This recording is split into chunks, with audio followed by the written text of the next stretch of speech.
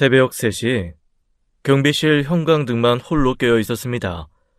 바깥은 고요했어요. 1000세대가 넘는 사람들이 잠든 단지에서 눈을 뜨고 있는 건 저뿐이었죠. 저는 낡은 책상 위에 놓인 순찰 일지를 천천히 넘기고 있었습니다. 손끝에 닿는 종이마다 지난 밤들의 무게가 고스란히 배어 있었어요.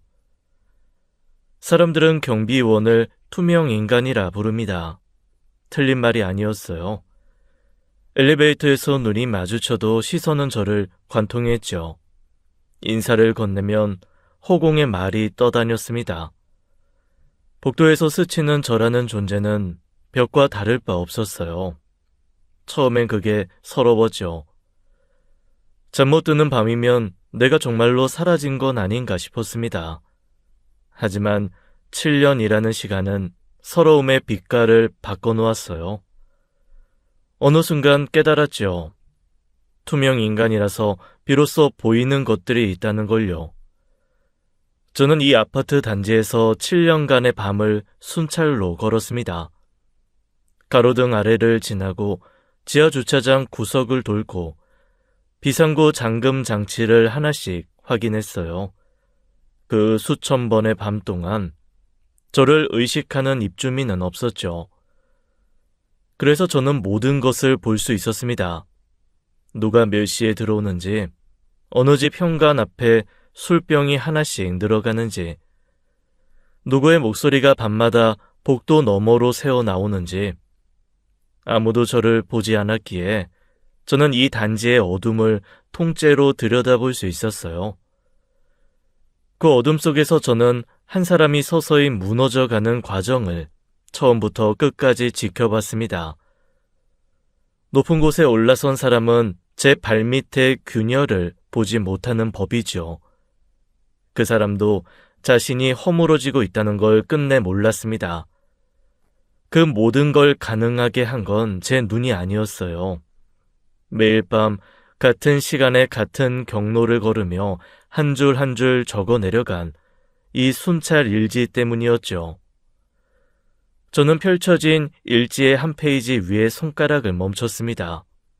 누렇게 바랜 종이 위, 그날 밤의 날짜가 또렷했어요. 형광등 불빛 아래서 그 숫자들이 저를 올려다보고 있었죠. 모든 것은 바로 이 페이지에서 시작되었습니다. 저는 올해로 63입니다. 7년 전까지 저는 중소기업을 운영하는 사람이었어요. 반평생을 바친 회사였죠. 새벽부터 공장 불을 켜고 밤늦게까지 거래처를 뛰어다녔습니다. 그 회사가 하룻밤 사이에 무너졌어요. 부도라는 두 글자가 제 인생의 모든 문장을 지워버렸죠. 거래처 빚을 갚고 직원 퇴직금을 마지막까지 정리하니 손에 남은 건 아무것도 없었습니다. 빈손이라는 말이 비유가 아니라 사실이 되는 순간을 저는 그때 처음 알았어요. 아내 정희는 허리 디스크가 심해 오래 서 있지 못합니다. 아들 부부가 같이 살자고 여러 번 권했지만 저희는 매번 거절했어요. 자식에게 짐이 되느니 둘이서 쪼들려도 버티는 쪽을 택한 것이죠. 그렇게 찾은 자리가 이 아파트 경비원이었습니다. 사장 명함을 버리고 경비복을 입던 그 첫날의 감촉을 저는 아직 기억해요. 매일 새벽 5시에 눈을 뜹니다. 제일 먼저 하는 일은 경비실 앞 화단에 물을 주는 것이었죠. 호스에 물줄기가 쏟아질 때 축축한 흙냄새가 올라오면 하루가 시작된다는 기분이 들었습니다. 누가 시킨 일은 아니었어요. 그냥 제가 정한 의식 같은 것이었죠. 그 작은 습관 하나가 무너진 하루를 다시 세워주는 기둥이었습니다. 낮에는 택배를 동별로 나눠 정리해 두었어요. 분리수거장에 뒤섞인 것들을 바로잡고 단지 안 도로에 낙엽을 쓸었죠. 저녁이면 정문 앞에 서서 귀가하는 입주민에게 인사를 건넸습니다. 돌아오는 대답은 거의 없었어요. 아시는 분들은 아실 겁니다. 고개 한번 끄덕여주는 사람조차 드문 그 허탈함을요. 그래도 저는 멈추지 않았죠. 인사는 상대가 받아주기 위해 하는 게 아니었습니다. 제가 아직 이 자리에 서 있다는 걸 스스로 확인하는 방법이었어요. 밤이 오면 본업이 시작되었죠. 순찰을 돌며 가로등이 꺼진 곳은 없는지, 출입구 잠금은 이상이 없는지 하나하나 살폈습니다. 단지를 한 바퀴 돌고 경비실에 돌아오면 책상 앞에 앉아 일지를 펼쳤어요. 날짜, 순찰 시간, 경로, 특이사항. 이상이 없는 날에도 반드시 이상 없음이라고 적었죠. 7년간 단 하루도 빠지지 않았습니다. 경비실 사물함을 열면 그 일지 노트가 수십 건이 쌓여 있었어요. 읽어주는 사람도 확인하는 사람도 없는 기록이었죠. 하지만 저에게 그 노트들은 제가 이 자리를 성실하게 지켜왔다는 유일한 증거였습니다. 회사를 잃고 재산을 잃고 체면마저 잃었지만 이것만은 남아있었어요. 대단한 것은 아니었죠. 다만 저에게는 마지막 자존심이었습니다. 그해 여름 폭염이 단지를 짓눌렀습니다. 경비원 숙소 에어컨은 장마가 오기 전에 이미 멈춰 있었어요. 실내 온도가 40도를 넘기는 날이 이어졌죠.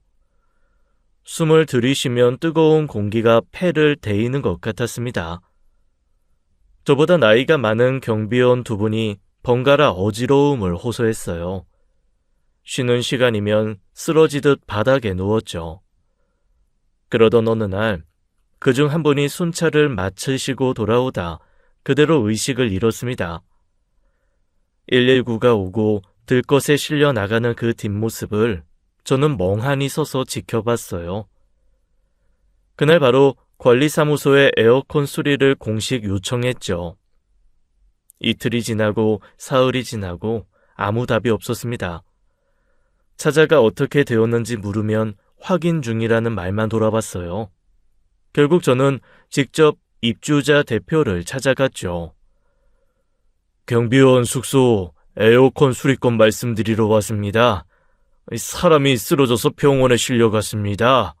경비원한테 무슨 에어컨이 필요해? 더우면 밖에 나가서 바람 쐬면 되지. 전기세는 아저씨들이 내는 거 아니잖아요.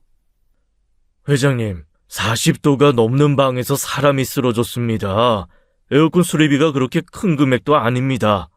한씨, 내가 바빠. 관리사무소에 얘기해. 거기서 알아서 할 거야. 문이 닫혔습니다. 그 문 너머로 차가운 냉방 바람이 새어나오는 걸 저는 느꼈어요. 며칠 뒤 저는 대표 사무실에 최신 에어컨이 설치된 것을 봤죠.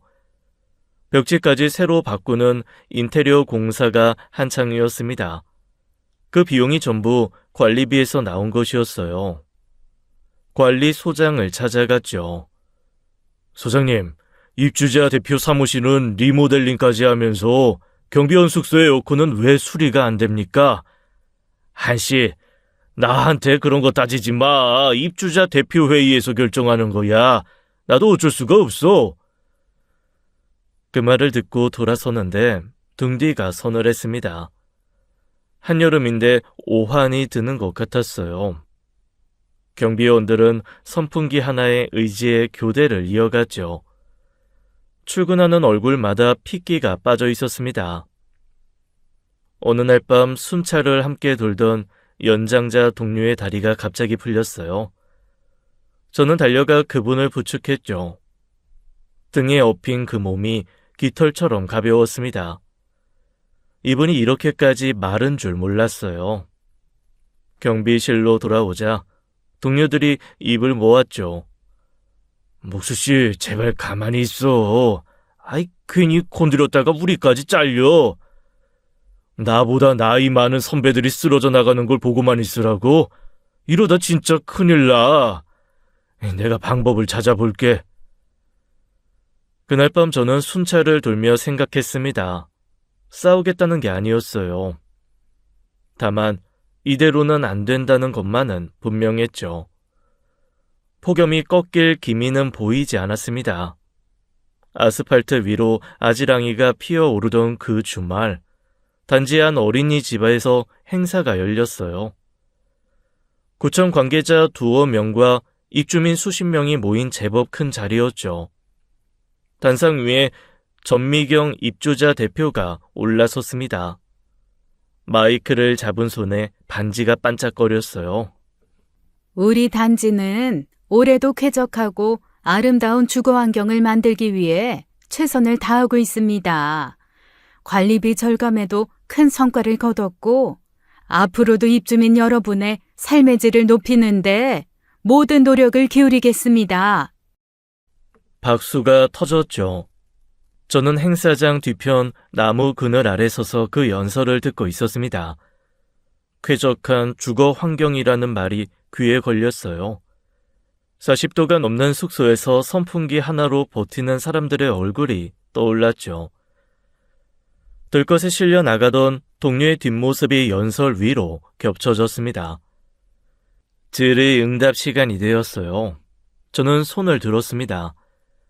행사장 안의 시선이 일제히 경비복을 입은 저에게로 쏠렸죠. 전미경 대표의 눈이 순간 좁아지는 것이 보였습니다. 한 가지 여쭤보겠습니다. 경비원 숙소 에어컨 수리 요청을 드린 지 한 달이 넘었는데 언제쯤 처리가 될지 알고 싶습니다. 잠깐 정적이 흘렀어요. 저는 목소리를 높이지 않았죠. 올 여름 경비원 한 분이 온열 질환으로 쓰러져 병원에 실려갔습니다. 숙소 실내 온도가 40도를 넘긴 지 벌써 한 달째예요. 그리고 제가 알기로 입주자 대표 사무실 인테리어 비용의 100분의 1이면 에어컨 수리가 가능합니다. 구청 관계자의 표정이 돌처럼 굳었습니다. 입주민들 사이에서 웅성거림이 번졌어요. 시선이 하나둘 단상 위로 모였죠. 전미경 대표의 얼굴이 목까지 붉어졌습니다. 그거는 이미 내부적으로 검토 중입니다. 빠른 시일 내에 처리하도록 하겠습니다. 자, 다른 질문 있으신 분? 목소리가 평소보다 반 톤은 높았어요. 마이크를 쥔 손끝이 미세하게 떨리는 것을 저는 놓치지 않았죠. 저는 더 말하지 않았습니다. 할 말은 이미 전부 했으니까요. 다음날 아침 경비원 숙소에 에어컨이 설치되었어요. 업체 직원 2명이 와서 반나절 만에 작업을 마쳤죠. 한 달을 끌던 일이 하루 만에 해결된 것이었습니다. 동료들이 경비실에 모여 시원한 바람을 맞으며 환하게 웃었어요. 묵수야, 네 아니었으면 우리 이번 여름 못 넘겼다. 됐어, 이제 좀 살겠다. 저는 그 말만 하고 사물함에서 순찰 일지를 꺼냈습니다. 평소와 다를 것 없는 밤이었어요. 다만 그날따라 펜을 쥔 손이 조금은 가벼웠죠. 에어컨이 설치된 다음 날이었습니다. 교대 시간에 동료 경비원들이 하나둘 경비실로 들어와 저에게 인사를 건넸어요. 목수씨 고마워. 진짜 고마워. 덕분에 살았다, 이번 여름. 그 말들이 반가웠죠.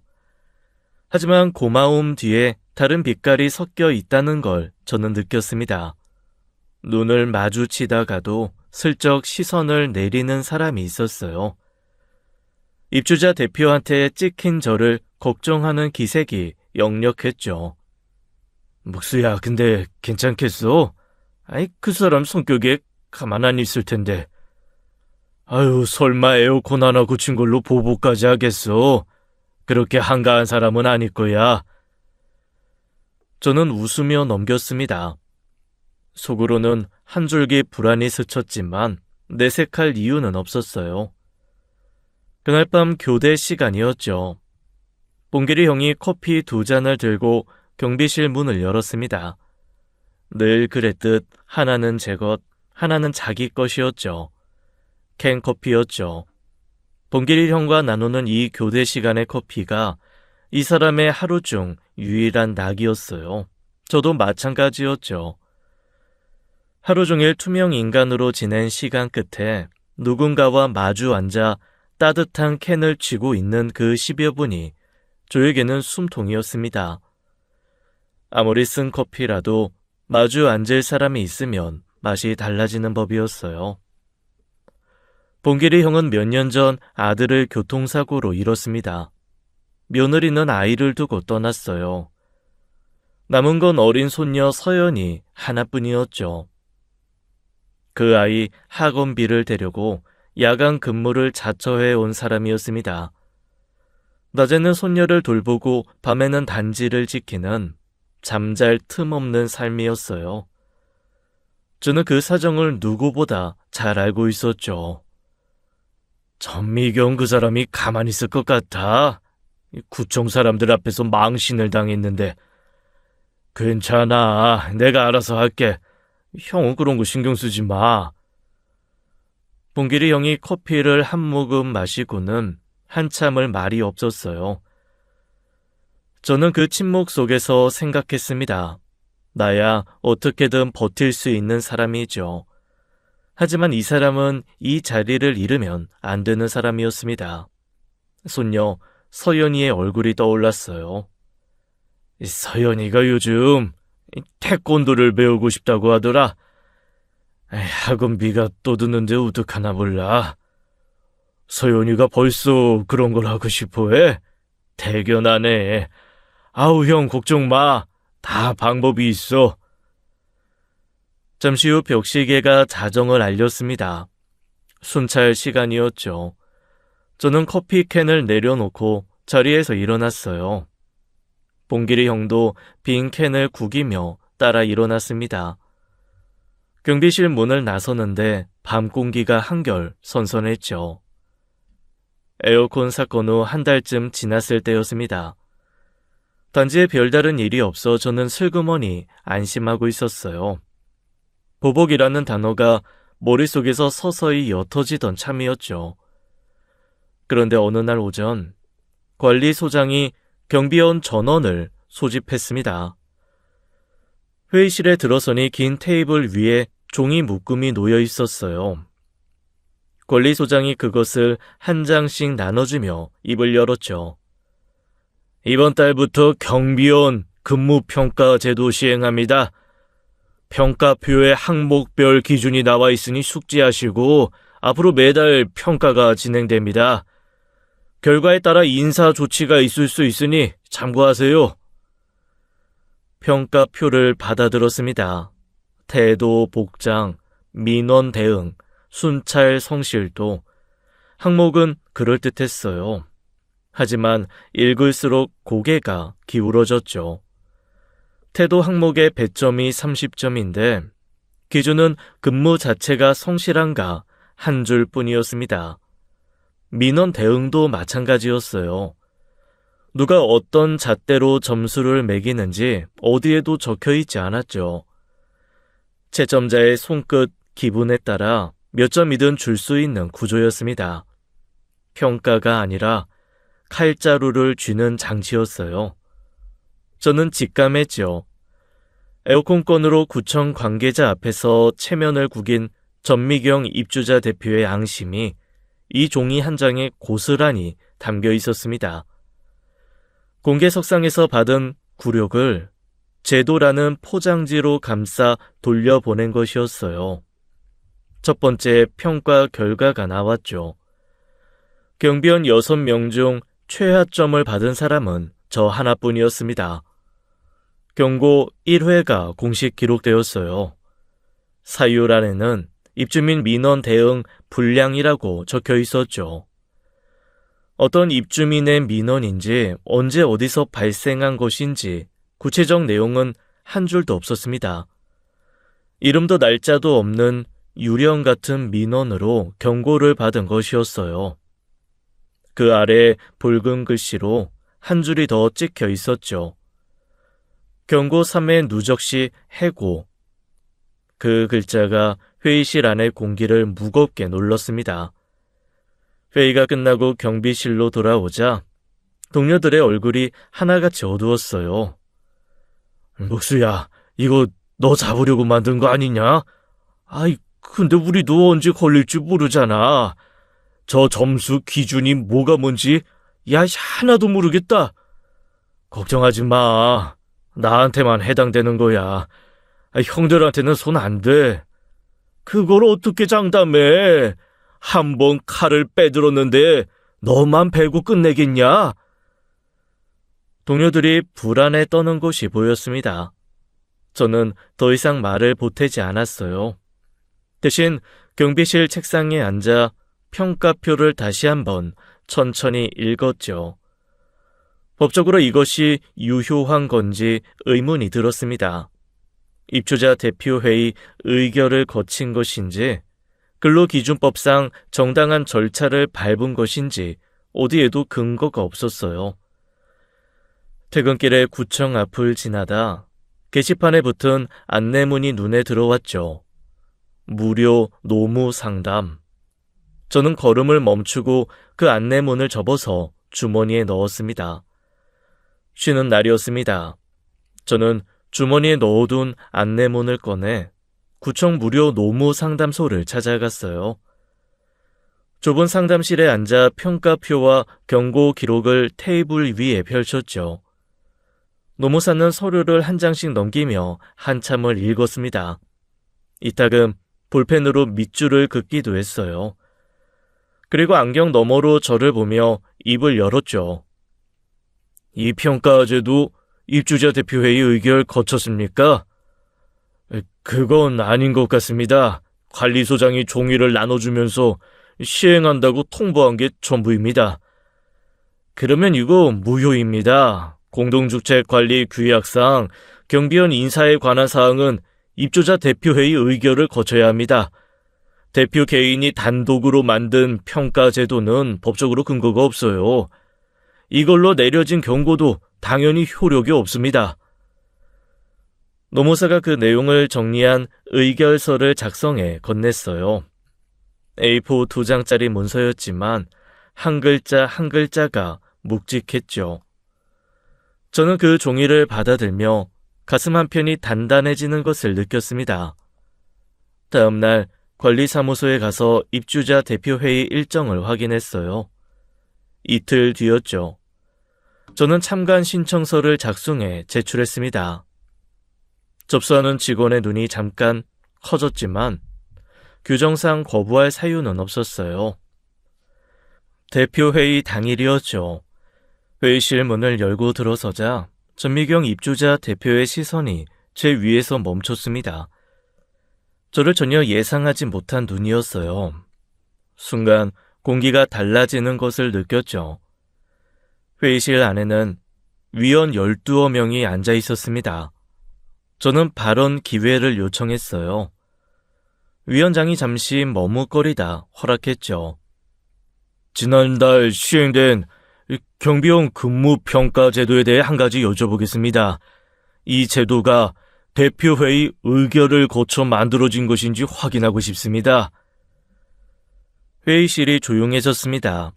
전미경 대표가 입술을 꽉 다물고 있었어요. 제가 확인한 바로는 이 평가 제도는 대표회의 의결 없이 시행되었습니다.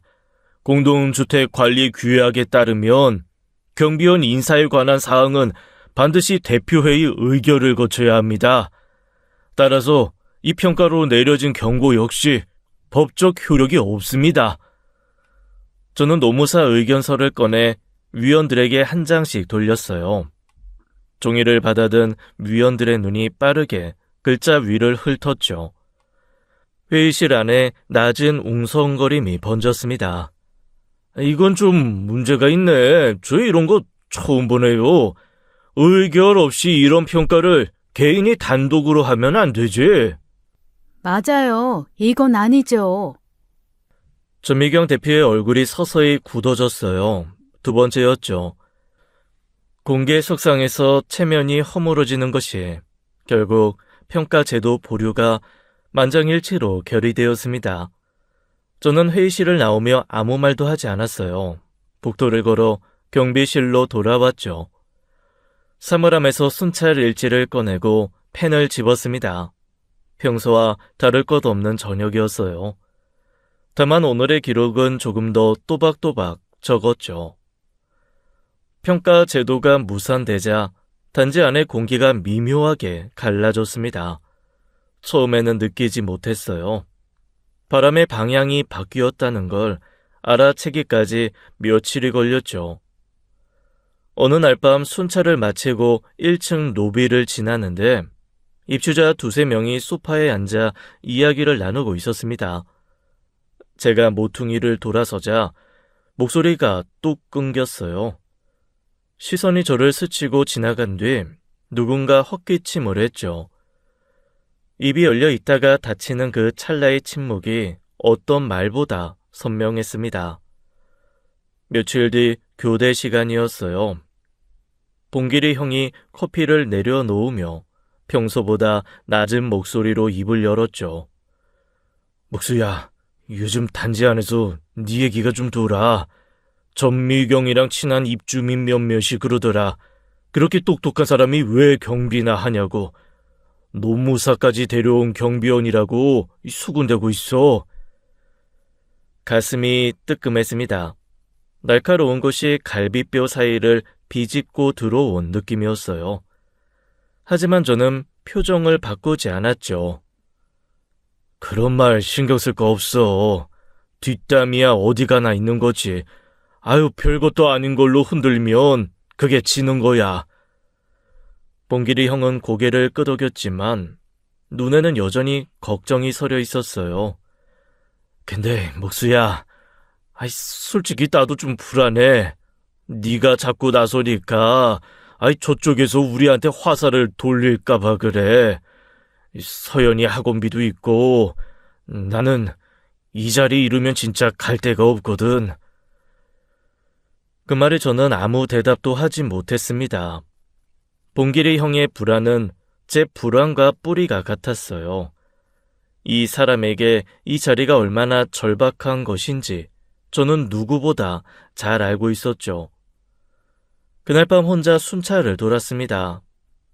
가로등 아래를 걸으며 낮에 들은 말이 자꾸 귓가를 맴돌았어요.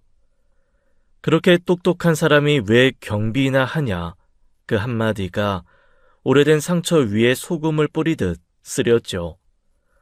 아시는 분들은 아실 겁니다. 자존심이 꺾인 사람에게 가장 아픈 말은 욕이 아니라 동정이라는 걸요. 지하 주차장 계단을 내려가며 생각했습니다. 내가 계속 이렇게 나서면 봉길이 형까지 다른 동료들에게 불똥이 튀는 건 시간 문제였어요. 그렇다고 부당한 걸 보면서 입을 다무는 건 저를 스스로 부정하는 것이었죠. 순찰을 마치고 경비실에 돌아와 일지를 펼쳤습니다. 펜을 쥔 채 한참을 앉아 있었어요. 부당한 건 부당하다고 말해야 한다는 생각은 변하지 않았죠.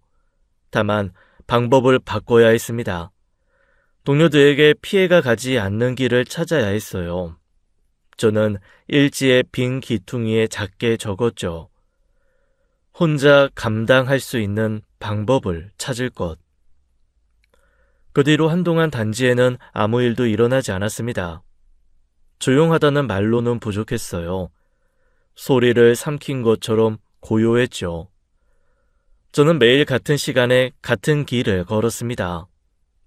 새벽 순찰을 돌며 가로등 불빛을 하나씩 확인하고 지하 주차장 출입구와 자물쇠를 잡아당겨봤어요.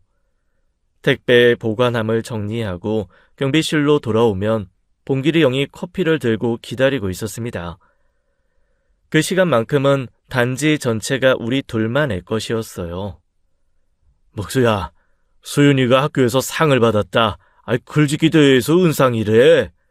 진짜? 소연이 대단하네. 형 닮아서 글솜씨가 좋은 거야. 무슨 날 닮아. 그래도 상장 들고 집에 오는데 눈물 나더라고. 이 녀석이 이렇게 크고 있구나 싶어서. 형의 얼굴에 오랜만에 주름 사이로 웃음이 번졌어요. 그 표정을 보니 저도 마음이 놓였죠. 이 조용한 일상이 오래 이어지면 좋겠다고 생각했습니다. 하지만 고요함이 길어질수록 어딘가 개운하지 않은 구석이 남아 있었어요. 폭풍이 지나간 뒤에 맑은 하늘은 때론 다음 비를 숨기고 있는 법이지요. 그래도 저는 의심을 접어두고 제 할 일을 했습니다. 매일 밤 순찰이 끝나면 경비실 책상에 앉아 일지를 펼쳤어요. 순찰 시간, 경로, 특이사항, 적을 것이 없는 밤에도 이상 없음이라고 반드시 기록했죠. 빈칸으로 남겨두는 법은 7년 동안 한 번도 없었습니다.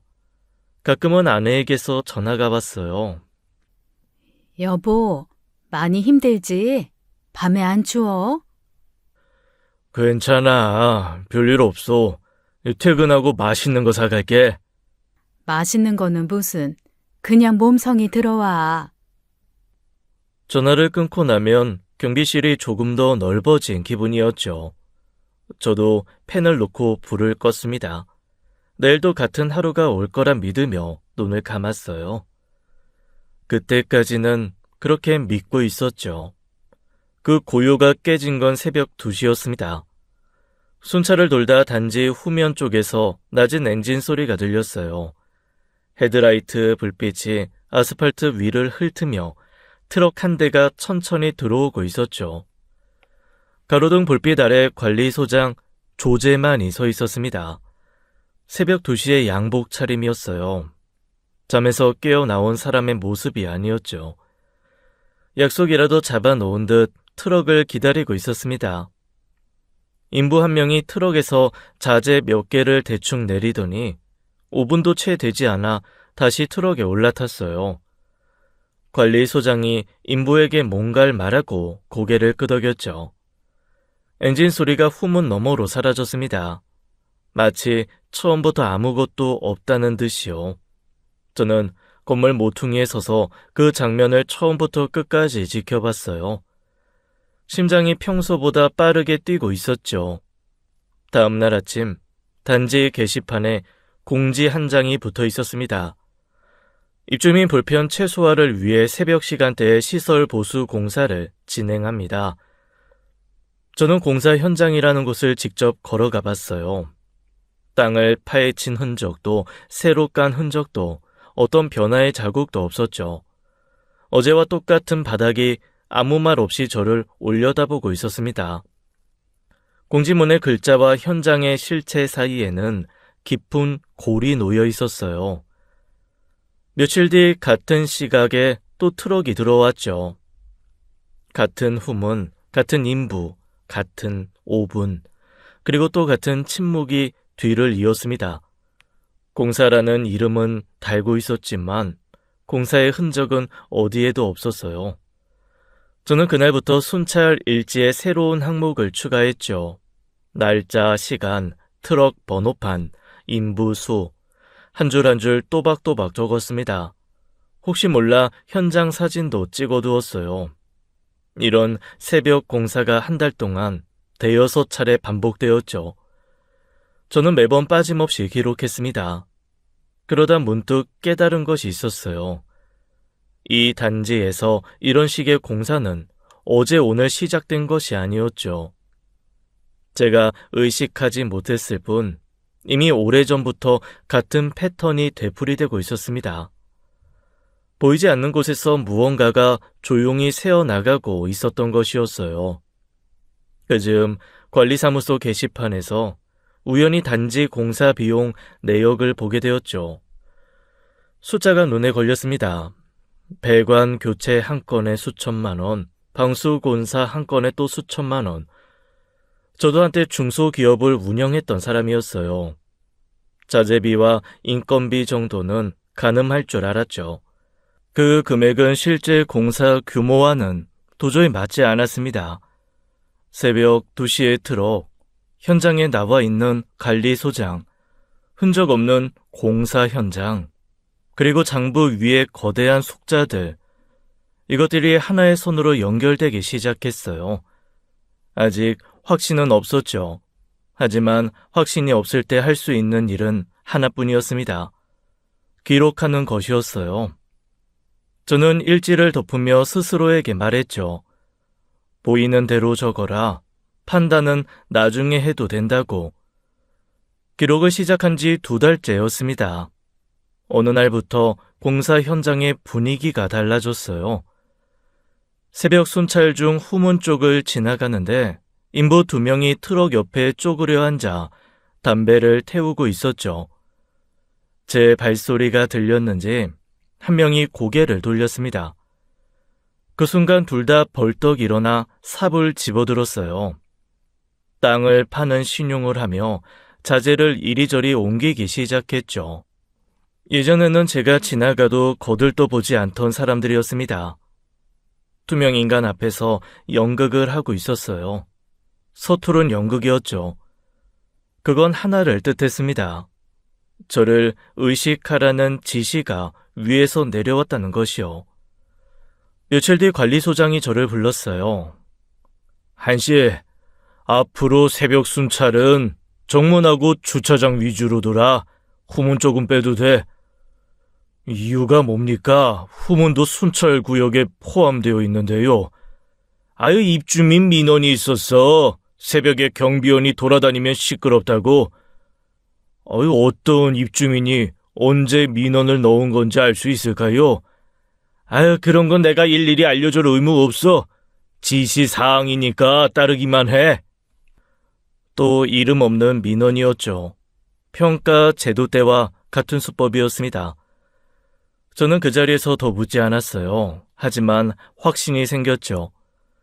저쪽에서도 제가 새벽마다 공사 현장을 지켜보고 있다는 걸 알고 있었습니다. 순찰 동선을 바꾸라는 것은 제 눈을 현장에서 떼어 놓으려는 것이었어요. 그때부터 전미경 입주자 대표의 태도가 눈에 띄게 바뀌었죠. 이전에는 저와 마주치면 시선조차 주지 않거나 대놓고 불쾌한 표정을 지었습니다. 그런데 어느 날부턴가 복도에서 저를 보면 먼저 고개를 끄덕이며 웃었어요.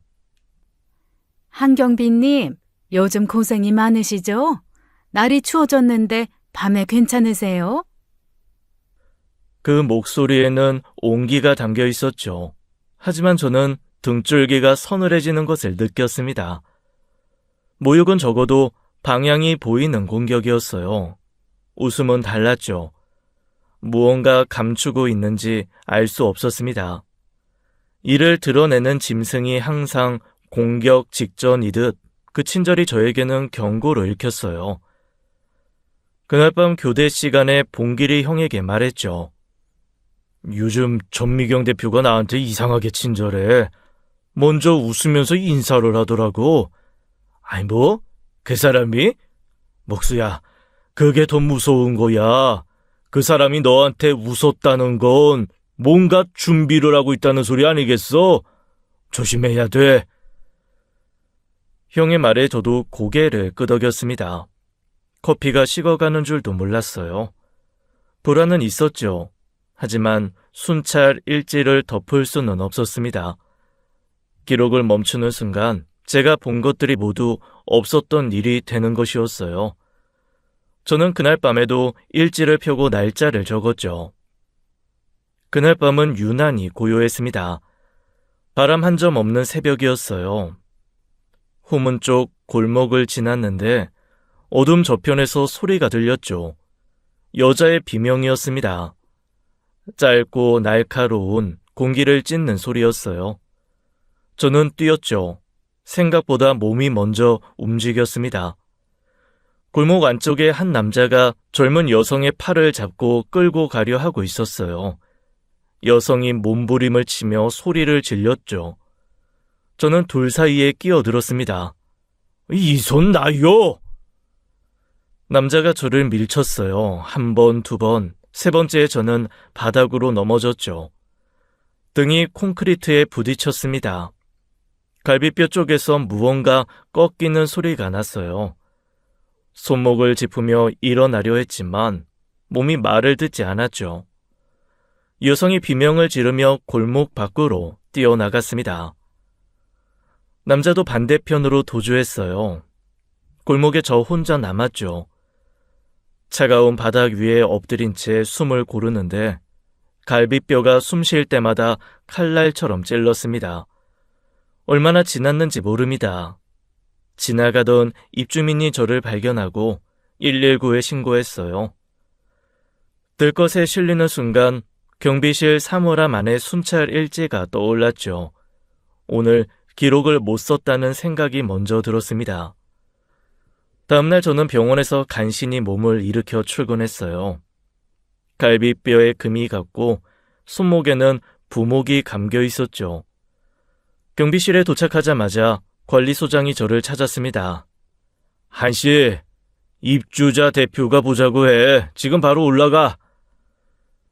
대표 사무실 문을 열었어요. 전미경 입주자 대표가 책상 뒤에 앉아 있었죠. 며칠 전 복도에서 보여주던 그 미소는 온데간데 없었습니다. 기다리고 있었다는 표정이었어요. 한 씨, 어젯밤 근무 시간에 근무제 이탈한 거 알고 있죠? 이건 명백한 규정 위반이에요. 순찰 중에 비명소리 듣고 달려간 겁니다. 치안을 막다가 다친 거예요. 새벽 2시라 보고할 것도 없었습니다. 한 씨가 경찰이에요? 단지 밖으로 나간 건 이탈이에요, 이탈. 경비원이 해야 할 일과 하지 말아야 할 일의 구분도 못 하세요?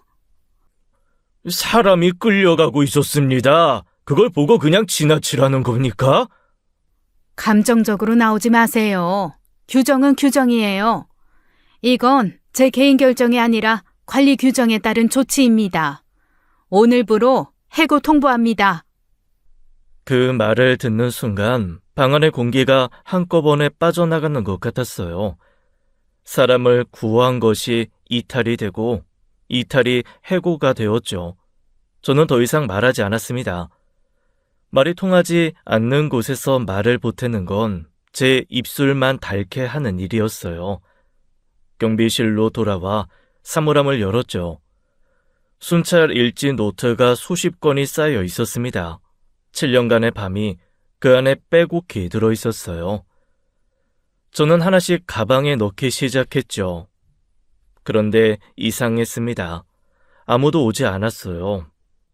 짐을 챙기는 동안 경비실 문을 두드리는 사람이 단 한 명도 없었죠. 매일 커피를 나누던 봉길이 형조차 말입니다. 한참 뒤 창문 너머로 봉길이 형이 경비실 앞을 지나가는 것이 보였습니다. 저는 고개를 들어 눈을 마주치려 했어요. 형이 잠깐 멈칫했죠. 하지만 고개를 돌렸습니다. 그대로 지나갔어요. 가슴이 무너졌죠. 해고 통보를 받을 때보다 바닥에 넘어져 갈비뼈가 부러질 때보다 그 순간이 더 아팠습니다. 짐을 거의 다 챙겼을 때였습니다. 관리사무소 쪽에서 목소리가 들려왔어요. 낡고 굵은 참다 터진 사람의 목소리였죠. 가방을 내려놓고 밖으로 나갔습니다. 관리사무소 앞에 한 할아버지가 서 있었어요. 백발의 허리가 꼿꼿한 분이었죠. 온몸에서 함부로 대할 수 없는 기운이 풍겼습니다. 그 옆에 젊은 여성이 고개를 숙이고 서 있었어요. 저는 그 여성을 보는 순간 알아봤죠. 그날 밤 골목에서 끌려가는 것을 제가 몸으로 막았던 바로 그 사람이었습니다. 할아버지가 관리소장을 향해 따져 묻고 있었어요. 아, 이 사람아, 내 손녀를 구해준 경비원 아저씨를 왜 잘랐어? 밤에 이상한 놈한테 끌려가는 걸 몸으로 막아준 사람이야. 그 아저씨 아니었으면 우리 소연이가 어떻게 됐겠어? 아, 생각만 해도 끔찍한데 도대체 왜 잘라? 관리소장이 당황하며 말을 더듬었죠. 아이, 그건 입주자 대표 결정이라서 제가 어떻게... 그때 전미경 입주자 대표가 관리사무소 앞을 지나고 있었습니다. 할아버지 시선이 곧장 그쪽으로 향했어요. 당신이 입주자 대표요? 내 손녀를 구해준 사람을 해고했다면서? 이유가 대체 뭐요? 어르신, 감사한 마음은 충분히 이해합니다. 하지만 경비원은 경찰이 아니에요. 근무 시간에 근무지를 이탈한 건 규정 위반이고 저도 규정대로 처리한 겁니다. 규정? 사람을 구한 게 규정 위반이야? 그럼 경비는 대체 왜 있는 거야? 단지 안에서 사람이 끌려가는데 가만히 서서 구경하는 게 당신이 말하는 규정이란 말이야? 할아버지의 목소리가 울렸어요. 그 울림의 근처에 있던 입주민 서너 명이 하나둘 발길을 멈추고 지켜보기 시작했죠. 어르신, 여기서 이러시면 곤란합니다. 목소리를 좀 낮추시죠. 곤란한 건 당신이지 내가 아니야. 사람 목숨을 구한 사람을 잘라놓고 규정 타령이 말이 됩니까? 이 아이가 무슨 일을 당할 뻔했는지 알기나 해요. 그걸 막아준 사람한테 해고 통보를 해? 할아버지의 손이 떨리고 있었습니다. 분노 때문인지 서러움 때문인지 구분이 가지 않았어요. 옆에 선 손녀가 할아버지 팔을 잡았죠. 입주민들 사이에서 수군거림이 번졌습니다. 야, 손녀를 구해준 경비원을 잘랐대. 그게 말이 돼? 시선들이 전미경 대표 위에 하나씩 내려앉았어요. 그 무게를 느꼈는지 대표의 입꼬리가 미세하게 경직되었죠. 내부적으로 검토해 보겠습니다. 어르신, 일단 오늘은 이만 돌아가 주세요. 짜증을 억지로 누르는 목소리였습니다. 할아버지는 납득하지 못한 표정이었지만 더 이상 말을 잇지 않았어요. 대신 저를 향해 걸어왔죠. 경비원 아저씨, 우리 손녀 구해줘서 정말 고맙소. 이 은혜는 내 평생 잊지 않겠소. 할아버지가 깊이 고개를 숙였습니다. 옆에 서 있던 손녀도 눈이 붉어진 채 따라 인사를 했어요. 저는 두 손을 내저었죠. 당연히 해야 할 일을 한 것뿐입니다. 부디 신경 쓰지 마십시오. 담담하게 말했습니다. 하지만 할아버지가 숙인 그 허리가 눈앞에서 오래 지워지지 않았어요. 해고 통보를 받고 동료들의 침묵 속에서 무너져 내리던 하루였죠. 세상에는 아직 이런 분도 있다는 것, 그 한 가지가 바닥까지 내려간 마음을 아슬아슬하게 붙잡아주고 있었습니다. 할아버지가 관리사무소를 떠나며 저에게 잠깐 이야기를 나눌 수 있겠냐고 물었습니다. 저는 고개를 끄덕였어요. 경비실 앞 벤치에 나란히 앉았죠. 늦은 오후의 햇살이 벤치 위로 비스듬히 내려앉고 있었습니다. 경비원 아저씨, 입주자 대표하고 이렇게까지 갈등이 깊은 거요? 단순히 근무지 이탈만으로 사람을 자르려는 건 아무리 봐도 앞뒤가 안 맞아. 저는 처음엔 말을 아꼈습니다. 남의 일에 끌어들이고 싶지 않았어요. 하지만 할아버지의 눈이 진지했죠. 손녀를 구해준 은인에게 고마움을 묻는 눈이 아니었습니다. 무언가의 실체를 파악하려는 눈이었어요. 올 여름에 경비원 숙소 에어컨이 고장나서 동료가 쓰러져 병원에 실려갔습니다. 수리를 요청했는데 한 달 넘게 묵살당해서 제가 공개 행사장에서 문제를 제기했어요. 그 뒤로 근무평가 제도를 만들어서 저한테만 경고를 줬는데 그것도 대표회의 의결 없이 만든 거라 무효 처리됐습니다. 그때부터 저를 내보내려는 게 눈에 보였어요. 그것만으로 이 지경까지 몰아가는 건 과하지 않소. 에어컨 하나, 평가표 하나 가지고 사람을 이렇게까지 쫓아내려 하는 데는 다른 이유가 있는 거 아니야? 저는 잠시 망설였어요. 이 말을 꺼내면 돌이킬 수 없다는 걸 알고 있었죠. 하지만 할아버지 앞에서 거짓으로 넘길 수는 없었습니다. 입주자 대표와 관리사무소가 관리비를 이상하게 쓰고 있는 것 같습니다. 새벽마다 공사 트럭이 들어오는데 실제로 공사한 흔적이 없어요. 그런데 장부에는 수천만 원씩 찍혀 있고요. 큰 거는 있어. 저는 순찰 일지 묶음을 꺼냈어요. 그리고 휴대폰에 저장해둔 현장 사진도 함께 펼쳤죠. 할아버지가 일지를 받아들고 한 장씩 넘기기 시작했습니다. 천천히 한 줄도 빠뜨리지 않고 읽었어요. 새벽 공사 기록이 적힌 페이지에서 할아버지의 손이 멈췄죠. 날짜, 시간, 트럭 번호판, 인부수, 사진 속 텅 빈 공사 현장. 할아버지의 눈빛이 달라졌습니다. 벤치에 앉아있던 노인의 얼굴이 아니었어요. 무언가를 추적하는 사람의 얼굴이었죠. 경비원 아저씨, 이 기록이 얼마나 중요한 건지 알고 있어? 중요한 겁니까? 나는 감사원에서 30년 넘게 일한 사람이요. 공공기관이든 민간이든 회계 부정을 추적하는 게 내 평생 업이었어. 이 일지에 적힌 날짜와 관리비 집행 내역을 대조하면 윤곽이 나올 거요. 숫자는 거짓말을 못하는 법이니까. 그 순간 저는 할아버지의 정체를 처음 알게 되었어요. 백발의 온화한 노인이 아니라 수십 년간 숫자의 거짓을 파헤쳐온 사람이었죠. 관리사무소 앞에서 보여준 그 꼿꼿한 허리의 이유를 그제야 이해했습니다. 이 일지를 복사해도 되겠소? 내가 직접 하나하나 확인해보고 싶어서. 저는 고개를 끄덕였어요. 할아버지가 일지 묶음을 조심스럽게 두 팔로 안고 일어섰죠. 저는 경비실 앞까지 배웅했습니다. 할아버지의 등이 단지 길을 따라 멀어져 갔어요. 저는 그 뒷모습을 오래 지켜봤죠. 매일 밤 습관처럼 적어온 그 기록이 이런 무게를 가질 줄은 몰랐습니다. 이상 없음이라고 적은 밤도, 트럭 번호판을 받아 적은 새벽도 전부 헛되지 않았던 것이었어요. 펜 한 자루가 7년의 밤을 증명하려 하고 있었죠.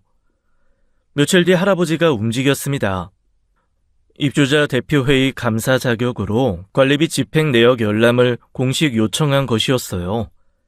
관리소장이 처음에는 절차가 필요하다, 서류 정리가 안 됐다며 시간을 끌었죠. 하루가 지나고 이틀이 지나도 답이 없었습니다. 하지만 할아버지는 물러서지 않았어요.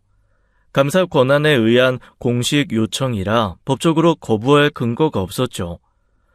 관리소장의 얼굴에서 여유가 사라지는데 사흘이면 충분했습니다.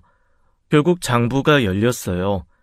할아버지는 관리비 장부를 펼쳐놓고 그 옆에 제 순찰 일지 복사본을 나란히 놓았죠. 마치 두 개의 지도를 겹쳐보듯이 한 페이지씩 넘기며 날짜를 대조하기 시작했습니다. 새벽 공사가 있었던 날짜를 짚고 같은 날짜의 관리비 지출 항목을 찾았어요. 결과는 놀라웠죠. 새벽 공사가 기록된 날짜마다 어김없이 수천만 원 단위의 시설 보수 비용이 집행되어 있었습니다. 배관 교체, 방수 공사, 외벽 보수, 이름은 그럴듯했어요. 하지만 제가 찍어둔 사진 속 현장에는 보수한 흔적이 단 한 곳도 없었죠. 장부 위에 숫자와 현실 사이에 메울 수 없는 간극이 놓여 있었습니다. 돈은 나갔으나 공사는 없었어요. 할아버지는 거기서 멈추지 않았죠. 공사업체의 사업자 등록 번호를 하나하나 추적했습니다. 그 번호가 가리킨 곳은 전미경 입주자 대표의 제부가 운영하는 업체였어요. 사무실도 직원도 없는 유령 회사였죠. 관리비가 장부에서 빠져나가 유령 업체의 계좌를 거쳐 누군가의 주머니로 흘러들어간 것이었습니다.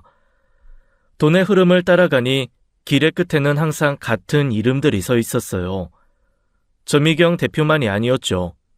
관리소장 조재만과 공사업체 몇 곳이 합심하여 수년간 같은 방식으로 관리비를 빼돌려온 구조가 드러났습니다. 한두 번의 일탈이 아니라 오래전부터 설계된 짜임이었어요. 실처럼 가느다랗게 빠져나간 돈이 모여 수억이 되어 있었죠. 할아버지는 이 자료를 빠짐없이 정리하여 입주민 긴급 총회를 요청했습니다. 총회가 열렸어요. 단지 강당에 입주민 수백 명이 모였죠. 빈자리가 거의 없었습니다.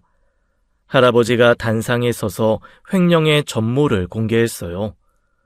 구체적인 금액, 날짜, 업체명, 사업자 등록번호, 숫자 하나하나가 스크린 위에 나열될 때마다 강당 안의 공기가 한 뼘씩 무거워졌죠. 처음에는 믿지 못하겠다는 표정이 많았습니다. 설마 하는 눈빛이 여기저기서 오갔어요. 하지만 날짜와 금액이 쌓일수록 입주민들의 얼굴이 변해갔죠. 경악이 분노로 바뀌는 데는 오랜 시간이 필요하지 않았습니다.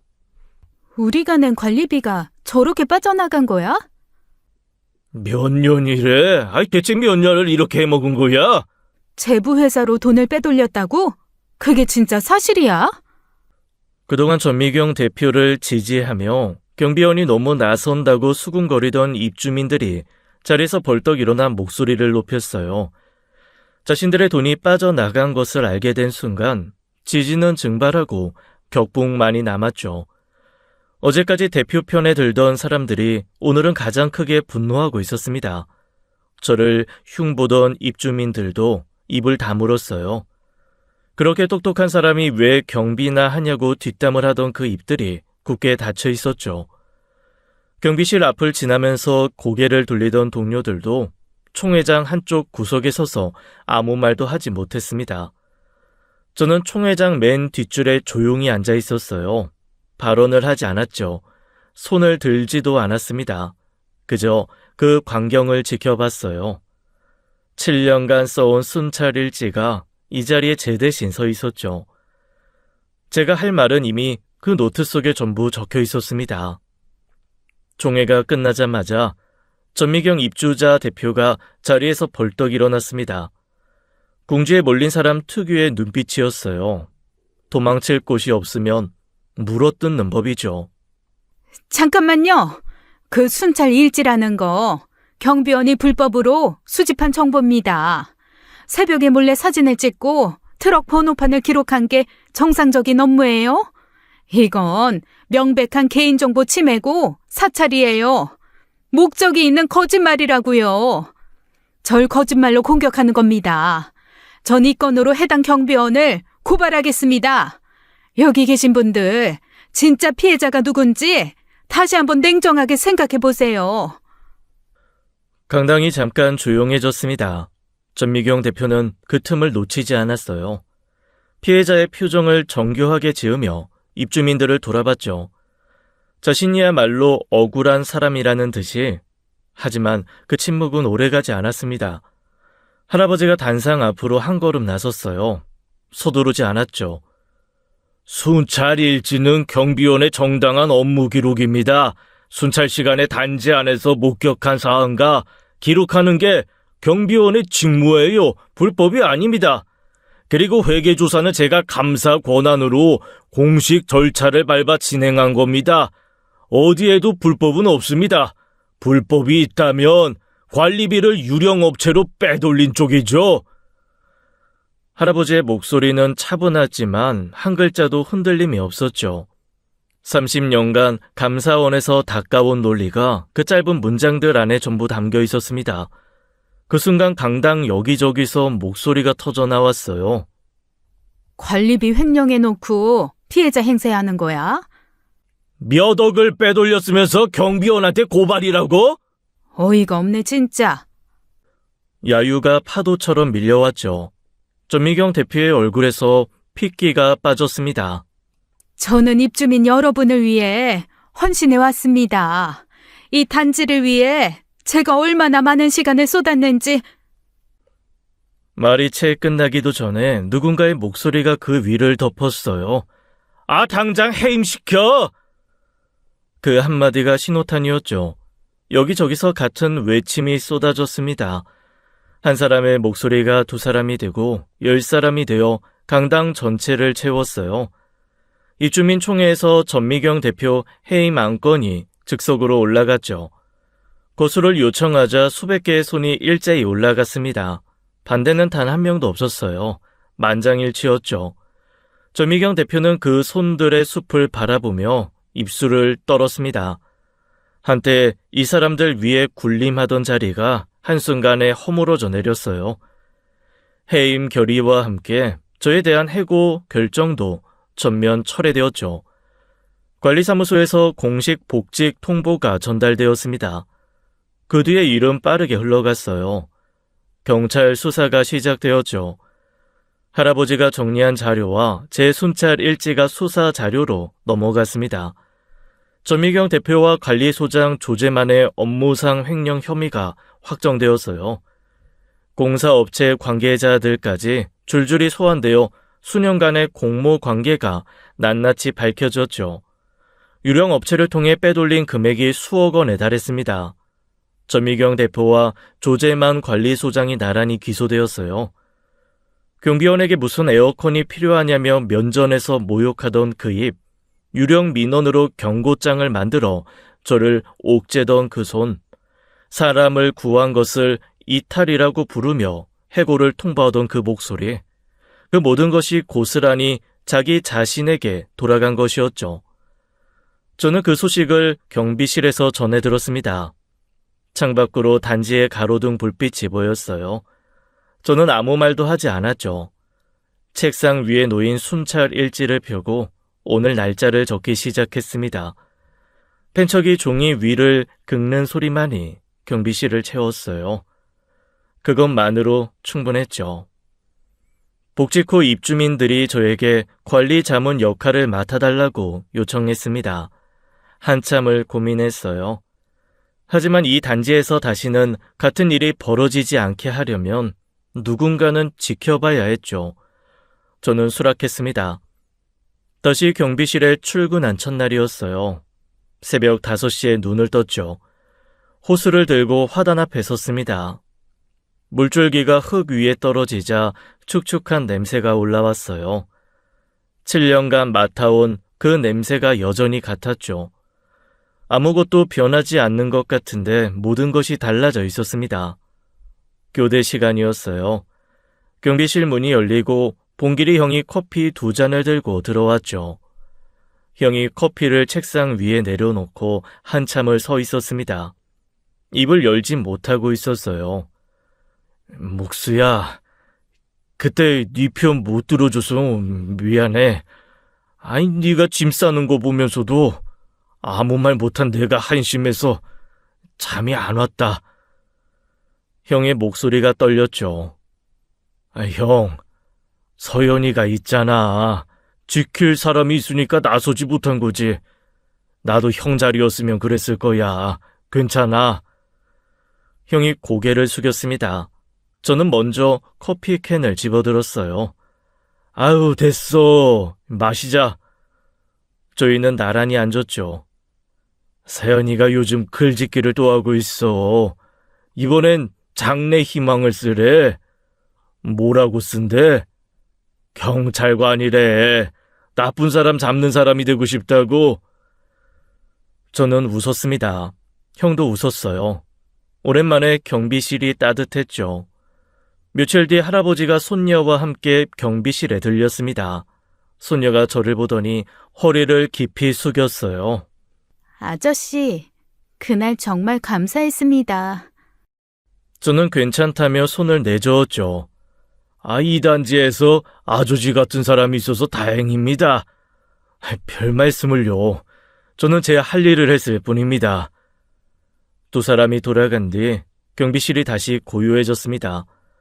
그날 밤 순찰을 마치고 돌아와 책상 앞에 앉았어요. 일지를 펴고 오늘 날짜를 적었죠. 순찰 시간, 경로, 특이사항, 이상 없음. 일지를 덮으며 저는 조용히 말했습니다. 사람들은 경비원을 투명 인간이라고 하죠. 틀린 말은 아닙니다. 하지만 투명 인간이라서 보이는 것들이 있어요. 그리고 그것을 기록하는 한 투명 인간은 사라지지 않죠. 지금까지 사연 읽어주는 남녀였습니다.